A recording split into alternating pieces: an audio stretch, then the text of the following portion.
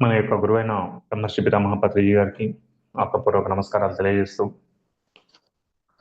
నా యొక్క గురు పరంపరకి నమస్కారం తెలియజేస్తూ ఈరోజు సెషన్ మొదలు పెట్టుకుందాం. స్వాధ్యాయంలో భాగంగా తులసిదళం 2 టాపిక్ వచ్చేసి మనస్సు బుద్ధి. కర్మానుసారిని బుద్ధి.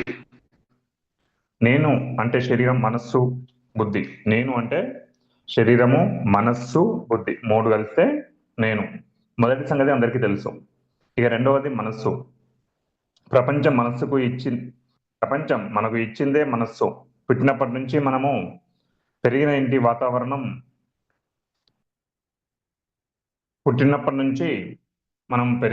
వాతావరణం, తల్లిదండ్రుల అభిప్రాయాలు, ఇతర కుటుంబ పెద్దల శుద్ధులు, ఇవన్నీ వెరసి మనస్సును మనకు ఇస్తుంది. అంటే తల్లిదండ్రులు అంటే పుట్టినప్పటి నుంచి మనం పెరిగిన ఇంటి వాతావరణం కావచ్చు, తల్లిదండ్రుల అభిప్రాయాలు, మరి ఇతర కుటుంబ పెద్దల శుద్ధులు, ఇవన్నీ కలిసి మనసును మనకిస్తుంది.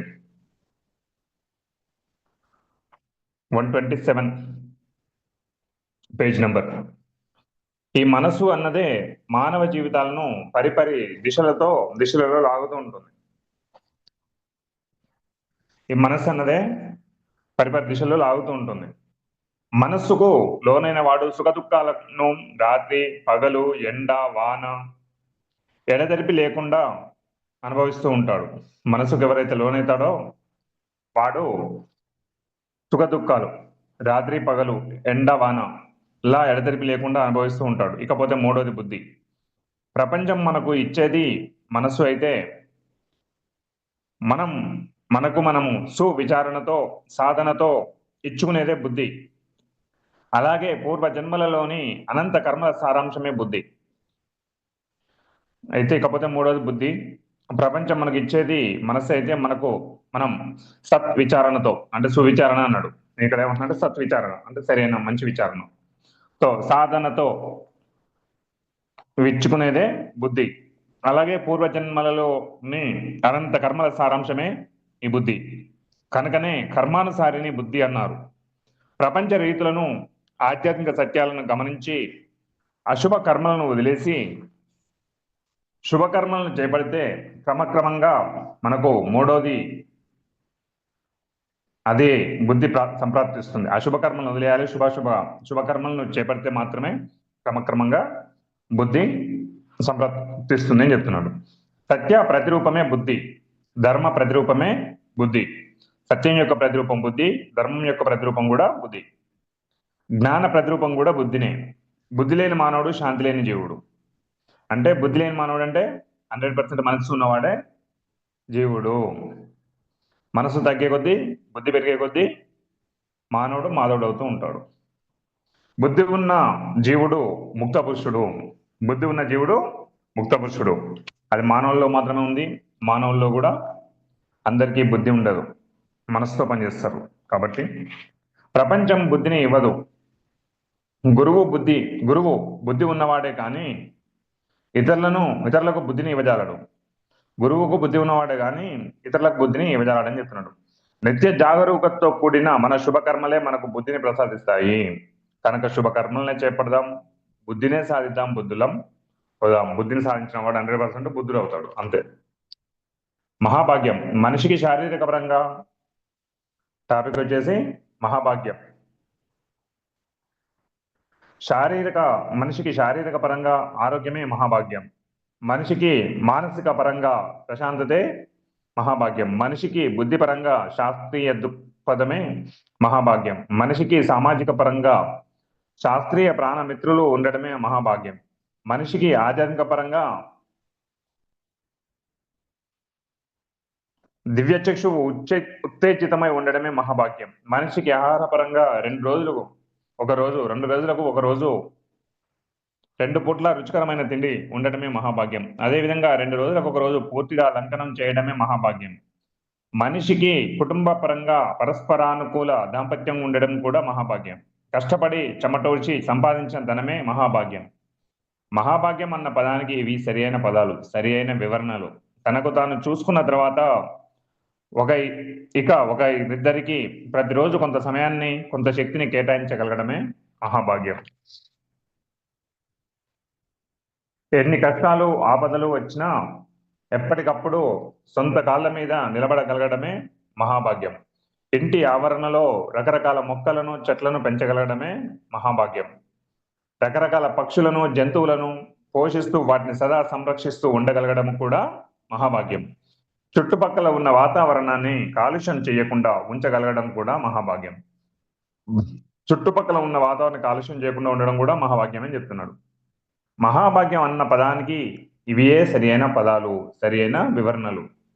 రోజంతా కష్టపడిన తర్వాత కొన్ని గంటలైనా సుఖంగా నిద్రపోగలగడం కూడా మహాభాగ్యం. ప్రతిరోజు ఒక కొత్త విద్యను, ఒక కొత్త కళను ఒకంతైనా అభ్యాసం చేయగలగడమే మహాభాగ్యం. వీలైనంత ఎక్కువ సమయంలో ప్రతిరోజు చక్కటి సునాదమైన సంగీతాన్ని వినగలగడమే మహాభాగ్యం. వీలైనంత ఎక్కువ సమయంలో ప్రతిరోజు చక్కటి సునాదమైన సంగీతాన్ని వినగలగడం కూడా మహాభాగ్యం. చక్కటి సంగీతానికి మైమరచి అప్పుడప్పుడు నృత్యం చేయగలగడం కూడా మహాభాగ్యం. రోజుకు ఒక ఆట అందరితో కలిసి ఆడగలగడం కూడా మహాభాగ్యం. మహానుభావుల పుస్తకాలు చదవడమే మహాభాగ్యం, మహాభాగ్యం. రోజుకో గంట సజ్జనులతో గోష్ఠి చేయడం కూడా మహాభాగ్యం. రోజుకో గంట సేపు మౌనంగా ఉండడం కూడా మహాభాగ్యం. నేర్చుకున్న విద్యలను, కళలను ఇతరులకు నేర్పించడం కూడా మహాభాగ్యం. మహాభాగ్యం అన్న పదానికి ఇవి సరి అయిన పదాలు, ఇవి సరి అయిన వివరణలు. ఏ మనిషితోనో కళ్ళలో కళ్ళు పెట్టి సూటిగా చూడగలగడమే మహాభాగ్యం. ఇంటిని పరిశుభ్రంగా ఉంచుకోగలగడమే మహాభాగ్యం. ధరించిన దేహాన్ని ప్రతిరోజు నిగనిగలాడుతూ ఉంచుకోగలగడం కూడా మహాభాగ్యం. ప్రతి సూర్యోదయాన్ని, ప్రతి సూర్యాస్తమయాన్ని ప్రశాంతంగా తిలకించగలగడం కూడా మహాభాగ్యం. ప్రతి సూర్యోదయాన్ని, సూర్యాస్తమయాన్ని, పౌర్ణమి రాత్రుల్లో ఆ యొక్క అద్భుత సౌందర్యాన్ని, ప్రశాంతతను ఏకాంతంగాను మరి సామూహికంగాను అనుభవించగలగడమే మహాభాగ్యం. నది స్నానాలు, సముద్ర స్నానాలు వీలైనప్పుడల్లా చేయగలగడం కూడా మహాభాగ్యం. నడి రాత్రుల్లో నగర వీధుల్లో నిశ్శబ్ద స్థితుల్లో నిర్భయంగా సంచారం చేయగలగడం కూడా మహాభాగ్యం. చిన్న పిల్లలతో అన్నీ మరచిపోయి కేరింతలు కొట్టడమే మహాభాగ్యం. ఎప్పుడు వీలైతే అప్పుడు ఎక్కడ పడితే అక్కడ కళ్ళు మూసుకొని శ్వాస మీద ధ్యాస పెట్టడం కూడా మహాభాగ్యం. ఏం లేదు సార్. Okay sir. ఓకేనా? ఎప్పుడు వీలైతే అప్పుడు ఎక్కడ పడితే అక్కడ కళ్ళు మూసుకొని కూర్చోవడం కూడా శ్వాస మీద ధ్యాస మూసుకొని కూర్చోవడం, శ్వాస మీద ధ్యాస పెట్టడమే మహాభాగ్యం. మహాభాగ్యం అన్న పదానికి ఇవి సరి అయిన అర్థాలు, ఇవి సరి అయిన వివరణలు. నెక్స్ట్ టాపిక్ దర్పః దర్పదః. విష్ణు సహస్రనామం అన్నది ఓ మహత్తర గ్రంథం. భీష్మ పితామహుడు తన తుది గడియల్లో ధర్మనందనుడికి ఇచ్చిన జ్ఞాన సందేశం. విష్ణు సహస్రనామంలోని 1000 నామాల్లో రెండు అద్భుత నామాలు. దర్పః అంటే దర్పాన్ని హరించేది, దర్పదః అంటే దర్పాన్ని ఇచ్చేది. విష్ణు సహస్రనామంలోని ప్రతి నామం కూడాను విష్ణు గుణాన్ని, విష్ణు తత్వాన్ని విశదీకరిస్తుంది, విపులీకరిస్తుంది. విష్ణువు అంటే సర్వత్రా వ్యాపించి ఉన్నవాడు అని అర్థం. ఆత్మే సర్వత్రా వ్యాపించి ఉన్న వస్తువు. ప్రతి ఆత్మజ్ఞాని ఓ విష్ణువు. అదేవిధంగా ప్రతి ఆత్మజ్ఞాని కూడా ఓ 1000 పడగల పాము. సహస్రఫని సాయి. సహస్రదళ కమలాన్ని సంతరించుకున్నవాడు. ఇక్కడ సహస్ర అంటే 1000 అని కాదు, అనంతం అని అర్థం. మనం మాట వరుసకు 190 పనులు ఉన్నాయి అన్నప్పుడు సరిగ్గా 190 పనులు అనే అర్థం కాదు. ఒక ఆత్మజ్ఞాని యొక్క అనంతమైన గుణగణాలలో ఒక 1000ని మాత్రం విశదీకరించి చెప్పిన వాడు భీష్మ పితామహుడు. విష్ణు సహస్రనామంలోని ప్రతి నామము ఒక అద్భుతమైన పాఠం. విష్ణు సహస్రనామంలోని ప్రతి నామం కూడా అద్భుతమైన ఒక పాఠమే అని చెప్తున్నాడు. ప్రతి పిరమిడ్ ధ్యాని కూడా విధిగా చదవవలసిన గ్రంథం విష్ణు సహస్రనామం. ఇక దర్పః దర్పదః అన్న నామాల దగ్గరకు వద్దాం. ఆత్మజ్ఞానం కలిగినప్పుడు నాకే తెలుసు అన్న దర్పం హరించుకుపోతుంది. అదే దర్పదః అంటే. ఆత్మజ్ఞాని కానివాడు ఆత్మజ్ఞానాన్ని ఇతర ఆత్మజ్ఞానులని చూడలేడు. కనుక తనకన్నా మించిన వారు ఎవరు లేరు అనుకుంటాడు. తనకున్న ఏవో చిల్లర వాటిని చూసుకుంటూ అహంకారి అయి తిరుగుతూ ఉంటాడు. పగలు ఏ నక్షత్రాలు కనబడకపోయినా రాత్రి కాగానే నక్షత్రాలన్నీ దేదీప్యమానంగా వెలిగిపోతూ కనబడినట్లు ఒక ఆత్మజ్ఞానిగా కాగానే మిగిలిన ఆత్మజ్ఞానులు అందరూ కళ్ళకు మిరుమిట్లు గొలుపుతూ దర్శనమిస్తారు. అప్పుడు నాకు ఇంతవరకు ఏమీ తెలియదు, ఇంకా నిజంగా తెలియవలసింది అనంతంగా ఉంది అని తెలుసుకుంటాడు. అంతవరకు అనర్థకారి అయిన అతని మిడిమిడి జ్ఞానం ఒక్క దెబ్బతో మొత్తం హరించుకుపోతుంది. ఇదే దర్పహ అంటే. కానీ వెంటనే దర్పదహ అని కూడా భీష్మాచార్యుల వారు సెలవిచ్చారు. అంటే దర్పాన్నిచ్చేది అని. ఆత్మజ్ఞాని అయిన వాడికి వెంటనే ఒక విధమైన ఆత్మబలం చేకూరి నేను సాధించాను, నేను తెలుసుకున్నాను, నేను కూడా తెలుసుకున్నాను అన్న సత్యాన్ని సంతోషంగా, సగర్వంగా, వినయంగా ప్రకటిస్తాడు. ఆత్మజ్ఞానం లేని వాడికి ఆత్మజ్ఞానికి ఉండే ఆత్మబలం అహంకారంలా కనబడుతుంది. కానీ అది అహంకారం కాదు, ఇది దర్పదహ అన్న నామానికి ఉన్న అర్థం. పిరమిడ్ మాస్టర్లు ఎవ్వరికీ గర్వం లేదు, గర్వం ఉంది, అది పరిస్థితి. వేదవతి భీష్మాచార్యుడు చెప్తే గానీ మన సంగతి మనకు అర్థం కావటం లేదు. ఈ 2 పదాలు ఓ ఉదాహరణకు ఇవ్వడం జరిగింది. మిగతా గ్రంథం అంతా ప్రతి ఒక్కరూ అధ్యయనం చేయాలి. పిరమిడ్ స్పిరిచువల్ సొసైటీ మాస్టర్లందరికీ హ్యాట్సాప్. నెక్స్ట్ టాపిక్ ఆధ్యాత్మిక శాస్త్రవేత్త అని బెసెంట్. 19వ శతాబ్దంలో 20వ శతాబ్దం ప్రారంభంలో ఈ భూమి మీద జన్మించిన దివ్యమూర్తులలో అని బెసెంట్ అత్యంత ప్రముఖరాలు. ఈ భూమి మీద ప్రజలు ప్రేమ మరి పుణ్యభావంతో ఎల్లప్పుడూ గుర్తుంచుకునే విధంగా అనేక సంవత్సరాలు ఆమె థియోసాఫికల్ సొసైటీ అధ్యక్షురాలుగా అద్భుతంగా పనిచేశారు. ఆమె పాశ్చాత్య దేశీయురాలైన భారతీయ భావాలను, భారతీయ సిద్ధాంతాలను పూర్తిగా ఆకలింపు చేసుకున్నారు. పరిపూర్ణ ఆధ్యాత్మిక శాస్త్రవేత్త అయి కూడా రాజకీయ ప్రజాసేవ పట్ల ఎలాంటి విముఖత చూపలేదు. ఆమె 1 సంవత్సరం పాటు ఇండియన్ నేషనల్ కాంగ్రెస్ అధ్యక్షురాలిగా పనిచేశారు. ప్రతి పిరమిడ్ మాస్టర్ ఆమె జీవిత చరిత్రను, ఆమె వ్రాసిన అద్భుత రచనలను తప్పక చదివి తీరాలి. ఆధ్యాత్మికత అంటేనే అని బెసెంట్. మరి ఆమె మాంసంలో, రక్తంలో, కండలలో, ఎముకలలో ఆధ్యాత్మిక శాస్త్రం అణువున రూపుదిద్దుకుంది. అని బెసెంట్గా తయారవ్వాలని ప్రతి పిరమిడ్ మాస్టర్ కలలు కనాలి.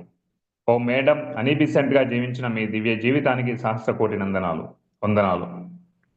మేం కూడా మీ జెండానే పట్టుకున్న వాళ్ళం, మీ జ్ఞాన పదాన్నే కొనసాగిస్తున్న వాళ్ళం. పై లోకాల్లో మిమ్మల్ని కలుసుకొని మితిమీరి ఆనందించడానికి 1000 కళ్ళతో ఎదురు చూస్తూ ఉన్నాం. అంతవరకు మేము కొనసాగిస్తాం ఈ నిరంతర జ్ఞాన యజ్ఞం.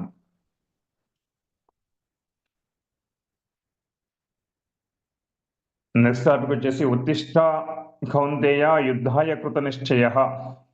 భగవద్గీత ఓ గొప్ప జ్ఞాన భాండాగారం. అందులో లేనిది మరొక చోట లేదు. మనం ఎలాంటి పరిస్థితుల్లో ఉన్నా తత్ అనుకూలమైన జ్ఞాన విశేషం భగవద్గీతలో దొరికి తీరుతుంది. యుద్ధ సమయం ఏదించినప్పుడు కృత నిశ్చయంతో యుద్ధం చెయ్యి అన్నాడు శ్రీకృష్ణుడు. యుద్ధానికి ఎప్పుడు సుదూరంగా ఉండాలి. మానవులకు కావాల్సింది యుద్ధం కాదు, శాంతి. మానవులకు కావాల్సింది కత్తుల పోటీలు కావు, ఆటల పోటీలు. మానవులకు కావాల్సిన రంగాలు కావు, క్రీడా రంగాలు, నాటక రంగాలు. కానీ ఇంకా యుద్ధం అనివార్యమైనప్పుడు, ఇక వేరే గత్యంతరం ఏది లేనప్పుడు శాంతి మాటలతో, వేదాంతపు చర్యలతో యుద్ధానికి వెన్ను చూపడం అనేది మూర్ఖుల లక్షణం. సకల రాయబారాలు, సకల భేదోపాయాలు నిష్ఫలమైపోయినప్పుడు ఇక ముఖాముఖి ఘర్షణే శరణ్యం. తాడో పేడో తేల్చుకోవడమే విధి. యుద్ధమే తక్షణ కర్తవ్యం. ప్రపంచంలోని ఆధ్యాత్మిక మానవాళి అంతా ఇక విసిగిపోయింది. రోత అయిన పాతను మట్టు పెట్టడానికి ధ్యాన సమాధానాలను తయారు చేస్తుంది. నవ్య ధ్యాన యుగానికి నూతన హారతిని ఇస్తుంది. పిరమిడ్ పార్టీ ధ్యాన శంకరావాన్ని పూరిస్తుంది, ధ్యాన గర్జనలను చేస్తుంది. ఇంకా రాయబారాలు పనికిరావు, బేరసారాలు నిన్నటి మాట. ఇది ప్రపంచాధిపత్యం కేవలం ఆత్మజ్ఞానులదే. దేహభ్రాంతి ఉన్న మూర్ఖ జ్ఞానుల క్రింద ఆత్మజ్ఞాన పరాయణులు పనిచేయరు. అరిషడ్ వర్గాలకు లోనైన అల్పాత్మలకు ఇక అరిషడ్ వర్గాలను జయించిన మహాత్ములు సలాములు కొట్టరు. రాజరికం నుంచి, గద్దెలపై నుంచి అల్పాత్ములు, హీన చరిత్రలు, ఆత్మజ్ఞాన రహితులు ఇక చకచకా దిగిపోవలసిందే. మిద్దెలున్న వారిది ఇక గద్దె కాదు, మధ్యలో వాయించే వారిదే గద్దె కాదు. అక్షరం ముక్కలేని మొద్దు శుద్ధలది గద్దె అంతకన్నా కాదు. మొద్దు శుద్ధలది గద్దె అంతకన్నా కాదు. గుహ్య విద్యను సాధించిన వాళ్ళకే గద్దె, గురువులైన వాళ్ళకే గద్దె.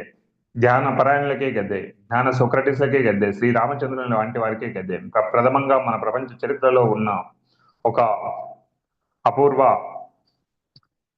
సంఘటన ఈ 1999వ సంవత్సరంలో ఈ ఆంధ్ర రాష్ట్రంలో జరగబోతుంది. జరగాలి అన్నది మన బంగారు కళ. ఆ బంగారు కళ 16 అణాల వాస్తవం కావాలి అంటే ఉత్తిష్ట కౌంతేయ యుద్ధాయ కృత నిశ్చయ, ధ్యానులందరూ ఇక లేవాలి, రామరాజ్య స్థాపన అనే యుద్ధానికి సంసిద్ధులు కావాలి. యుద్ధంలో విజయం సాధించాలి, రామరాజ్యం స్థాపించాలి. ఈ యుద్ధంలో చనిపోతే వీరస్వర్గం, విజయులైతే ఈ భూమండలం అంతా మనదే. నెక్స్ట్ టాపిక్, శివుడు ఇద్దరు పిల్లలు. శివుడు అంటే ఆనందమయుడు, ఎప్పుడు ఆనందంగా ఉండేవాడే శివుడు. ఇద్దరు పిల్లలు ఉంటేనే ఎప్పుడు ఆనందంగా ఉండేది. ఒక పిల్లం సరిపోదు. మొదటి పిల్లం ప్రాపంచికం అయితే రెండో పిల్లం ఆధ్యాత్మికం. మొదటి పిల్లం పార్వతి అయితే రెండవ పిల్లం ఆకాశగంగా. ఆకాశగంగా అంటే కాస్మిక్ ఎనర్జీ. ఈ రెంటిని ఎప్పుడు ఉపయోగించుకుంటేనే ఆనందం. అలా చేసేవాడే శివుడు. అంటే ఇక్కడ ఏం చెప్తున్నాడు, మొదటి పిల్లం పార్వతి అయితే రెండో పిల్లం ఆకాశగంగా. అయితే ఆకాశగంగా అంటే కాస్మిక్ ఎనర్జీ, మొదటిది ప్రాపంచికం అయితే రెండో పిల్లం ఆధ్యాత్మికం. ఇక్కడ ఏం చెప్తున్నాడు, ఈ రెండింటిని ఉపయోగించుకుంటేనే ఎప్పుడు ఆనందం. అలా చేసేవాడే శివుడు. కేవలం భౌతికత మీద కానీ కేవలం ఆధ్యాత్మికత మీద కానీ ఆధారపడి ఉండే వాళ్ళకి ఆనందం ఉండేది 50% మాత్రమే. అర్థమవుతుందా సబ్జెక్టు? పగలు ప్రాపంచికం ఉండాలి, మనిషి 100% జీవించాలి. పగలు ప్రాపంచికం ఉండాలి, రాత్రి ఆధ్యాత్మికం ఉండాలి. పగలు ఫిజికల్ బాడీని ఉపయోగించాలి, రాత్రి ఆస్ట్రల్ బాడీని ఉపయోగించాలి. సంసారమే నిర్మాణం అన్నారు కదా, నిర్వాణం అన్నారు కదా మహామేధావి నాగార్జునుడు. సంసారం అంటే కేవలం భౌతికత్వమే కాదు, ఆధ్యాత్మికం కూడా అన్నది ఆయన ఆంతర్యం. ఇద్దరు పిల్లలతో చక్కగా సంసారం చేస్తేనే నిర్వాణం. సంసారమే నిర్వాణం, సంసారమే నిర్వాణం, సంసారమే నిర్వాణం. ఎంతో మంచి క్లారిటీగా ఇచ్చాడు సంసార నిర్వాణం గురించి. రెండు ఉండాలి, భౌతికత ఒకటే కాదు, ఆధ్యాత్మికత కూడా. ఇక్కడ ఆధ్యాత్మికత ఒకటే కాదు, భౌతికత కూడా కంపల్సరీ ఉండాలి. ఆధ్యాత్మికత ఉన్నప్పుడే, ఇప్పుడు అందరూ కొంతమంది ఏం చేస్తారు, చేస్తే ఇదే లేదంటే అదే. అంటే కంపల్సరీ రెండింటిని కలుపుకొని వెళ్ళేటప్పుడు మాత్రమే సంసారంలో నిర్వాణం అవుద్ది. కాబట్టి ప్రతి ఒక్కరు కూడా సంసారంలో నిర్వాణం, ఒక ఆధ్యాత్మికత ఒకటి కాదు, ప్రతిదాన్ని 50-50గా పోవాలి. అప్పుడే నిర్గుణానికి వెళ్తాం. సంసారం ఉండాలి, ఆధ్యాత్మికం ఉండాలి, ప్రాపంచికం ఉండాలి, ఆధ్యాత్మికం ఉండాలి. నెక్స్ట్ టాపిక్ వచ్చేసి అన్నపూర్ణ, ధ్యానపూర్ణ. ఆంధ్ర రాష్ట్రం భారతదేశానికి అన్నపూర్ణ. మన రాష్ట్రంలోనే ప్రత్యేకమైన అన్నపూర్ణ ప్రాంతాలు కృష్ణ గోదావరి డెల్టాలు. అందులోనూ డెల్టా అంటేనే ప్రధానంగా గుర్తుకు వచ్చేది తెనాలి. ఎప్పుడూ కలకలలాడే ప్రాంతం, సమృద్ధిగా పంటలు పండించుకొని పుష్టిగా తిని కంటి నిండా నిద్రపోయే ప్రజలు. పాపం ఇదే జీవితం అనుకుంటున్నారు. అయితే అన్నీ ఉన్నా ఏదో అసంతృప్తి, ఏదో వెలితి. బహిరంగంగా ప్రకటించకపోయినా లోపల శూన్యతను అనుభవిస్తూనే ఉంటారు. ఒక్కో రోజు నిద్ర వస్తుంది, ఒక్కో రోజు రాదు. ఒక్కో రోజు సంతోషం ఉప్పెనలా పొంగుతుంది, ఇంకో రోజు దుఃఖం వరదలా వస్తుంది. కడుపు నిండా ఉన్న గుండె మాత్రం ఖాళీయే. భక్తి మార్గం ఉంది కానీ ముక్తి మార్గం లేదు. మాదే ముక్తి మార్గం, మాదే ముక్తి మార్గం. అన్ని రకరకాలుగా వివిధ మతాల ప్రబుద్ధుల ప్రలోభాలకు లోబడి ఎన్ని పూజలు చేసినా, ఎన్ని వ్రతాలను ఆచరించినా, ఎన్ని నోములు నోచినా, యజ్ఞ యాగాదులు, ప్రదక్షిణలు, జపాలు ఎన్నింటిని చేసినా ఫలితం మాత్రం మృగ్యం. జీవితంలో ఏది పుష్పించలేదు. ఒకటి మాత్రం జరుగుతోంది, జేబులు మాత్రం ఖాళీ అవుతున్నాయి. అయితే ప్రస్తుతం పిరమిడ్ స్పిరిచువల్ సొసైటీలు ఆవిర్భవిస్తున్నాయి.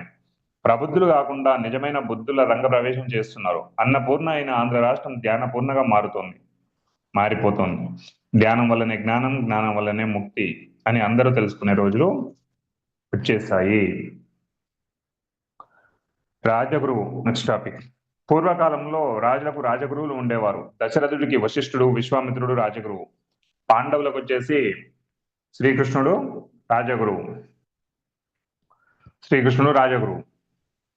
రాజగురువు లేని రాజ్య ప్రభుత్వం చుక్కాని లేని పడవ లాంటిది. ఆధ్యాత్మికత లేని సామాజికత, ప్రాపంచికత గమ్యం లేని గమనం వంటిది.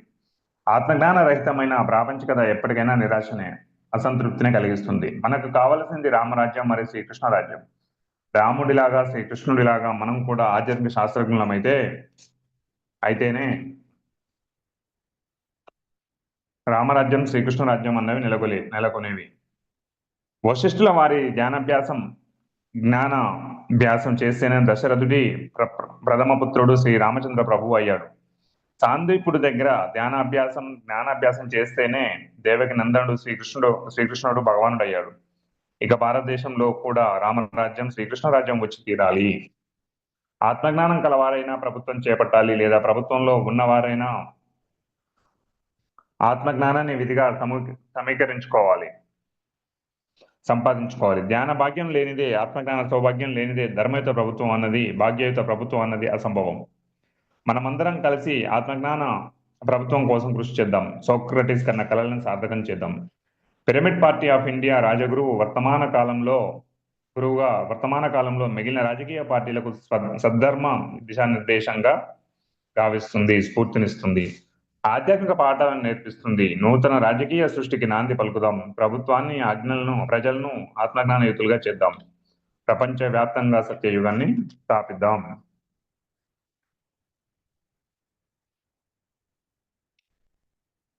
నెక్స్ట్ టాపిక్ పండిత సమదర్శన.